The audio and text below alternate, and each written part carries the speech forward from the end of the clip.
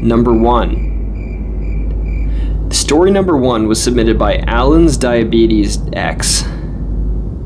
I lived in an apartment with my mom and sister for 10 years, and well, there's no other way to put it, it was haunted. When our parents were still together, sometimes my dad would wake up to something grabbing his chest. At least that's what he told us.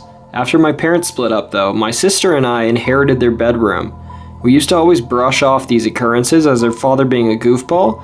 When we were kids, he would leave stuff around like toys staring at us, and it would scare us, but when we moved in, this all changed for us. My sister sometimes used to tell me that there was a boy in the hallways while we slept.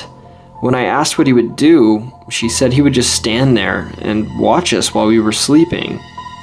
Then our trash can started opening all by itself. Take to heart, this wasn't an electric trash can. It was a physically operated trash can. It would open and stuff would come flying out sometimes, throwing itself all over our kitchen floors. It got worse when we got bunk beds. Our mother met another man, and this man had a kid too. Eventually they ended up moving in with us, and we got 2 bunk beds.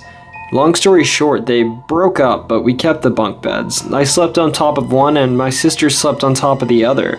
In front of our bunk beds, we had a gigantic mirror. Once in the middle of the night though, when my mom wasn't home, I saw a man looking at me from the top bunk, but I could only see him in the mirror. This scared the crap out of me. His head was balding, but he had some hair on the side. But when I didn't look in the mirror, I couldn't see a thing. I whispered for my sister, and when she woke up, all she could do was scream. I jumped out of the bed, into hers, and we held each other for a few minutes. When we looked back though, he was gone. Number 2. Story number 2 was submitted by ECOSEEY. I am 19 years old and female, but when the story took place, I was around 13 or 14. It was a really hot day in mid-July, and I had my friend Liz come over to swim and stay the night since my brothers and my dad were gone. It was just my mom and I that weekend.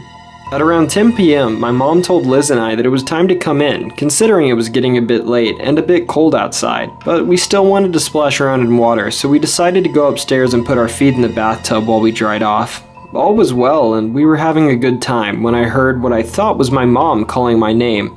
"Emily," she said. I said yes, and there was a knock on the bathroom door. I leaned back and opened it slightly and said yes again. There was no response. I closed the door, thinking she was just yelling to make sure we were both in the tub. About 10 minutes later though, Liz and I were sitting in the tub when I heard my name being called again. "Emily!" It was beginning to get frustrating, because my mom wasn't answering me when she called. When I heard it the second time, I got frustrated. I flung open the bathroom door and I shouted, "What? Why do you keep calling my name?" My mom yelled back at me that she wasn't and told me to cut the sass. I was uneasy now. We're the only ones in the house and Liz is with me, so who else would be calling my name? I told myself my mom was just messing with me because I get scared really easily, so I closed the door and left it cracked open. Liz and I sat on the other side of the tub where we could see the door.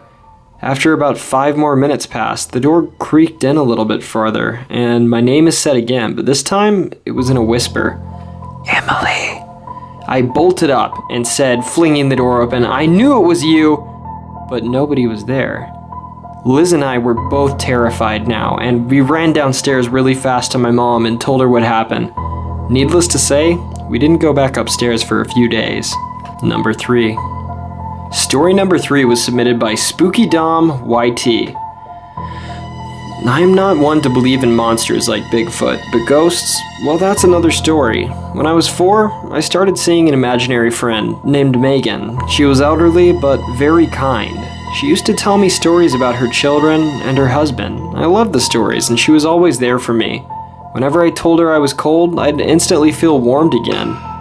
At first, her presence kinda scared my parents, but eventually they got used to it and realized that even if she was there, she wasn't up to anything bad.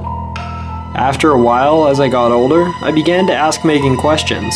I asked her what her children's names were. She told me they were named Tommy and Max Wegner. After a while, I stopped seeing Megan, and it saddened me to lose a friend, and as I got older, I forgot about her altogether. Eventually, I told my parents about the encounters though, and my father anxiously told me that he had a similar encounter in his childhood with someone also named Megan.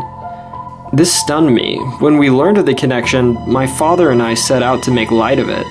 We found a Tommy Wegner in our city and got in contact with him. We arranged a meeting and eventually got together. When we met, he was very kind but kind of confused on our purpose in coming to see him. We engaged in small talk for a bit, but then I told him about Megan. He interrupted me, and he told me that was his mother's name. He then went and got a picture of her. That was her. And when he flipped it over, on the back, I swear it said, "Tell Mary hi for me." Mary's my name.